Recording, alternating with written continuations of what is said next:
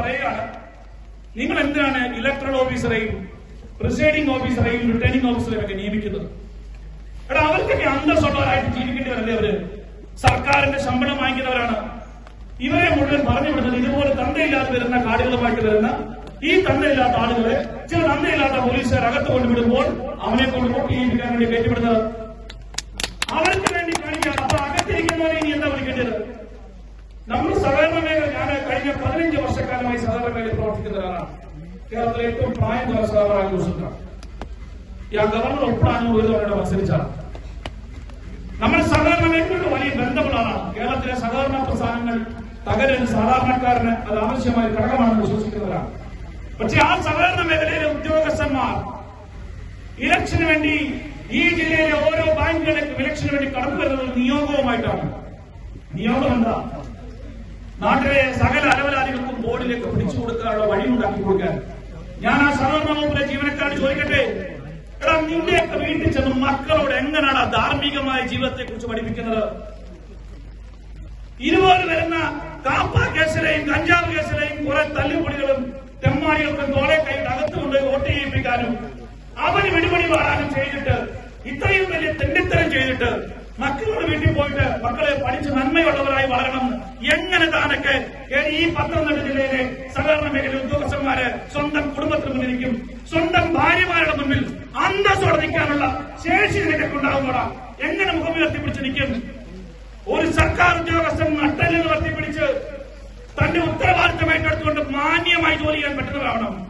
ഇത്രത്തോളം മതപ്പരിച്ചു പോവല് പിണറായിയുടെ ഭരണകാലഘട്ടത്തിൽ പ്രത്യേകിച്ച് പത്തനംതിട്ട ജില്ലയിൽ സിപിഎമ്മിന്റെ അതിഭീകരമായ രാഷ്ട്രീയ ഇടപെടലുകളിലൂടെ നമ്മുടെ ജില്ലയിലെ സമസ്ത മേഖലകളിലും അരാജകത്വം അരങ്ങുവാഴുകയാണ്. ഇവിടുത്തെ സാധാരണക്കാരുടെ ജീവിതമൊക്കെ അതൊരു ഗതികെട്ട അവസ്ഥയിലാണ്. ഇവിടെ പെൻഷനില്ല, ആശുപത്രിയിൽ പോകാൻ എല്ലാ പ്രശ്നങ്ങളാണ്. വികസനമില്ല. ഒരു മന്ത്രിയുണ്ട്, അവരെവിടാണെന്ന് കബഡി നടത്തി നോക്കണം. ഇനി അവരെവിടാണെന്ന് അറിയണമെങ്കിൽ അങ്ങനെ ഒരു മന്ത്രിയുമുണ്ട്. പക്ഷേ എല്ലാ മേഖലകളെയും ഇങ്ങനെ അരാജകത്വത്തിലേക്ക് തള്ളിവിട്ട ഒരു ഭരണകൂടം വേറെ ഉണ്ടായിട്ടില്ല. അതുകൊണ്ട് ഞാൻ അവസാനിപ്പിക്കുകയാണ്. പ്രിയപ്പെട്ട മാധ്യമ പ്രവർത്തകര്, കഴിഞ്ഞ 2 വർഷക്കാലമായി ഈ ജില്ലയിൽ നടന്നുകൊണ്ടിരിക്കുന്ന ഇത്തരം രാഷ്ട്രീയ പ്രവർത്തനം കണ്ടുകൊണ്ടിരിക്കുകയാണ്. ഞങ്ങള് പ്രതിഷേധ പരിപാടികൾ നടത്തിയിട്ടുണ്ട്. പക്ഷെ ഞങ്ങൾ നിങ്ങളോട് ഉറപ്പിച്ചു പറയുന്നു, ഇനിയും ഇതാണ് സമീപനമെങ്കിൽ എന്ത് വില കൊടുത്തും ജോയിന്റ് രജിസ്ട്രാർ ഓഫീസിനകത്ത് അടിച്ചു പൊട്ടിക്കേണ്ടി വന്നാൽ ഞങ്ങൾ അതിനും തയ്യാറാകുമെന്ന് ഓർമ്മിക്കണം. പത്തനംതിട്ട ജില്ലയിലെ എസ്പിയോട് സാമാന്യ മര്യാദയുണ്ടെങ്കിൽ താൻ പഠിച്ചു വാങ്ങിച്ച ഉദ്യോഗത്തിന് എന്തെങ്കിലും ബലമുള്ള നിയമമുണ്ടെങ്കിൽ സ്വന്തം കസേരയിൽ ഇരുന്നുകൊണ്ട് തന്റെ ഉത്തരവാദിത്തങ്ങൾ നിറവേറ്റാൻ തനിക്ക് സാധിക്കണം. ഇല്ലെങ്കിൽ രാജിവെച്ച് പുറത്തേക്ക് പോയി എസ്എഫ്ഐക്കാരന് പോസ്റ്റ് ഒട്ടിക്കാൻ വേണ്ടി ഇറങ്ങിപ്പോകുമെന്ന് എസ്പിയെ ഓർമ്മിക്കുകയാണ്. നിയമവ്യവസ്ഥയെ വെല്ലുവിളിക്കുമ്പോൾ നിയമം സംരക്ഷിക്കേണ്ടവൻ വെറും നോക്കുകുത്തിയായി മാറുന്ന സമീപനം അതൊരു കാരണവശാലും അംഗീകരിക്കാൻ സാധിക്കില്ല. ഞങ്ങളുടെ പ്രതിഷേധങ്ങൾ പരിധികൾ ഞാൻ ഉറപ്പിച്ചു പറയുന്നു. ഞങ്ങൾ നിയമം ലംഘിക്കണമെങ്കിൽ ലംഘിക്കുക തന്നെ ചെയ്യും.